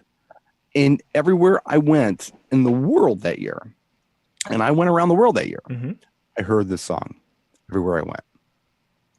Yeah, it was huge. It was definitely huge. But that was the only tune on the album. Mm-hmm. There were other songs that were good on the album. Harder, Better, Faster, Stronger, Digital Love. And then I really grew to appreciate the entire album as a piece of work. Mm-hmm. Like the whole thing from front to finish. There's a song I don't like on that album, and it's the song Superheroes. They sample a Barry Manilow tune on it. I really dislike the tune. That's the only song I dislike on the album. But I'll still listen to it when I'm listening to the album as a complete piece of work, because they put it there for a reason. Yeah. There's also you can watch it on YouTube in bits and pieces, or you can buy it. They released it a couple years later. I can't remember the gentleman's name, but he's a very, very famous Japanese anime guy who does the cartoons. They hired him to do the entire album in anime. So if you've ever seen a music video off of the Discovery album, any of the tunes, it's just a clip from the film. That's all it is. The entire album is the film. No one speaks in it. It's a music video that lasts however long the album is, 50-some minutes long. And it's absolutely just, it's mesmerizing. Anyone I've ever shown this to, they can't take their eyes off of it. When I first play it for them, they're like, whatever. But then they start getting into it, and it's hypnotic. It's gorgeous. Daft Punk commissioned this. They lost their asses on it. And they ended up selling it for a little bit of nothing, like $50,000, $100,000, the rights to it. But it's gorgeous, just gorgeous. Beautiful album, groundbreaking album. Homework, everybody's talking about Homework. Homework was a great album, and I'll never deny that. But as a follow-up, just the best damn album of the decade. Wow. Discovery from Daft Punk. And yeah, that's all I got to say about that. Our good friend and the gentleman we were talking about earlier, Jay Brandon, has joined us in the chat room. Jay is there. One of these days, I'd like to meet that guy. Yeah, I think we should make a plan to have him join us for a Tuesday night. Oh God, that would be. Oh, that would be fun. That would be interesting. I'd be really careful how I choose my words here, but I don't know how else to say it. John, can we do a three-way? I think we can. Well, you know what I mean. Can we do three? Yes, we can, and we'll get video. It would be really nice if you would be interested in joining us on one of our Tuesday night music shows. I'm totally down with you coming in for that. Yeah, we'll definitely see. You just have to promise to give me room to say something once in a while. Well, I was thinking about it. Maybe I could have the little ding bell. So after 90 seconds, the limit is can't. You could literally just have the J channel on your mixing board and just kill it. He wouldn't even know that he wasn't being heard anymore, but you could just kill it. It's like, yeah, we told you go 2 minutes. You've gone 30. So we're going to make you not talk anymore for a while. I love you, Jay. You know I love that'd be so. So we mute his microphone. You and I carry on a conversation. We come back to Jay, and he's still talking about the last. Oh my gosh, Jay's. He texts me, man. That's great. Yeah, and I'm just gonna say this: Lola's theme didn't come out until later because I got a text from Jay. He's asking, "What about Lola's theme?" We have a joke about that song. Yeah, he mentioned that. Earlier. I turned him on to that tune a long time ago, just talking about stuff that I really like, and you know, we didn't get or whatever, and I mentioned the tune, and now he just will not stop talking about it, and I don't know if it's because it's funny to him or he actually likes it. I could never figure it out. If he actually likes the tune or he just mocks me because I mentioned it. He does have a kind of a weird sense of humor. He does, and you never know with Jay. I mean, you look at every video that we've been shooting with Jay at different events recently.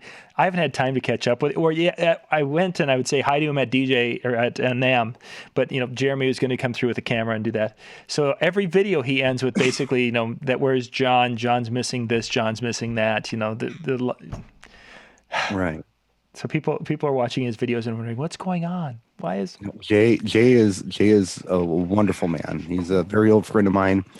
We met under really odd circumstances, and I think that was pretty much what really made our relationship what it is today. You know, just so you guys know, Jay is one of those people who, you know, usually, and it's not always this way, but most of the time, if you go back for the last 8 years, he's somebody that I'm usually talking to at least weekly, sometimes daily. I mean, we discuss things quite a bit. Yeah. And he's given me a lot of fantastic advice and tips that before he was even doing videos, he would say, "Hey, Brian, what if you tried this?" And be like, I'm going to try that. And it would work so well for me. Of course, now that Jay does his own videos, he's not going to throw me any more bones like that. He's going to save those all for himself. Yeah, exactly. He said he was getting his repertoire of videos that he's going to start again. Nice. But yeah. That's kind of my list from 2001. There are a lot of other songs that I love from 2001. There are songs that I actually intentionally didn't talk about that were released in 2001 because they charted in 2002, and I'd love to talk about them next week. Exactly. We've got to make sure we hit them next week. For sure. For those of you out there watching, we do have sponsors. If you were with us at the beginning, you saw the list of sponsors. They're also their links and such are down in the description. Please go and check those out and pop out if you need to, you know, do some business with any of them. If you need to, please do that. Show them some love because they're helping to support the things we're doing on the different channels and such. Because these things take time and they take money to put these things together. So. But I do it for free. Basically, it's been actually I've been paying to do this for a long time. I'm a very cheap date, just so you know. These things, it costs a lot of money. So Jay, I'll be in touch with you because we've got a Monday night scheduled coming up here with Jay. So if you guys want to have a night with Jay Brandon where we're going to talk non-music stuff, and then we'll come back on a Tuesday night. We'll see what Tuesday will work for Jay and get him in with a Tuesday night. That'd be so much fun. That'll be kind of cool. We'll have to see what Tuesday night with Jay. Oh man. And here's the deal, just so you understand, Jay, and it's just so everyone understands. John and I, it's me. I'm the one who did this. We don't share our list with anyone else. Like, I don't share my list with John. John would probably happily share his list with me. He'd probably say, yeah, here's what I got on my list. I won't do it because I like just kind of the surprise, that element of surprise. And so if you're going to do a Tuesday night music show with us, we're not going to tell you what we're going to do. You're just on your own, dude. Yeah, we'll give you the guidelines in that. Yeah, Jimmy, you want a new backdrop? Hey, I just changed. The other one's over there. Now this one. Now after another week, I'll pull this one, the next one behind it. We've got like 6 layers. Great stuff. Well, Brian, I think we're going to wrap things up for tonight. Next week, 2002. Hopefully, yes, sir. Hopefully that top 100 is going to be a little more promising than this week was. But we'll see what happens. I tell you, the year I'm looking forward to is 2003. That'll be interesting. That is a year we start to segue into. They're all good though. They're all good. even as I went to my computer and I was looking back at the years and such of what I played, and you could see that there was 2001 was really, it was weak in my play, the things that I played. But now 2002 there was more. In 2003 even a more, and then 4 and 5 seemed to be a little weak, I thought. Somewhere in the middle there was a few good tracks. There's like a lot of play on only a few tracks, but it wasn't a deep for my dance floor use. Is the way I guess I would describe it. And I totally understand that, and I know that we got to think about making that money. We need those money tracks. Yeah. But man, I mean, personally, I love this stuff. Yeah. Most people my age are going to talk to you about the 80s. I'm going to talk to you about the 80s too. I'm going to talk to you about the 70s. I was going to say your 70s also. Well, I'm going to talk about all of it, but and I said it last week. This, I think, is my favorite decade of music. Mm-hmm. Right here, and it was in my 30s. I was having a good time, and not only that, but there was so much great music, and a lot of it we didn't hear. Most of it we didn't hear. Yep. But there are tracks I can't wait to share with you that are amazing, and you're going to hear them. And you're going to go, "Wow!" I know that you're going to love them. I know you're going to love them. So yeah, we'll be looking forward to that. So we'll be posting the list and such. We'll put that onto, I think, depending upon the length of the list, we may have to put it onto the website page and then link to it so you guys can go check that out. But I'll be sending you that list in just a few minutes. We'll get that up here later tonight or first thing in the morning, depending upon when the video propagates. So once again, ladies and gentlemen, we will see you next Tuesday night at 8 o'clock Central. From where, we're not sure yet, but we'll be seeing you then. One way or the other. Thank you. Good night, everyone. DJ Event Planner will change the way you manage and run your business. Streamline all of your procedures and software into one easy-to-manage system. DJ Event Planner, the ultimate online planning tool. The LD Systems Curve 500 is the world's first truly portable array system. With 2,400 watts of peak power and a 120-degree array, the Curve 500 is the ideal solution for DJs who care about their sound and presentation. Quality Kids Entertainment is sought after by parents and daycare centers everywhere. Bubble parties can easily be added to your existing services as a wonderful and unique event. Mention you saw this ad and get 10% off our special offer if you sign up before April 30th. So contact Bubble Parties today before this offer gets away. The PV Dark Manor Series power enclosures deliver best-in-class performance with custom settings for specific environments. The Dark Matter enclosures produce crystal clear, professional audio. PV Electronics, perfection in music and audio. Learn how to make money while you sleep with automated email marketing for your event or business. Get access to the training for free by going to profit911.biz/DJN. Profit 911. More customers, more cash, less stress.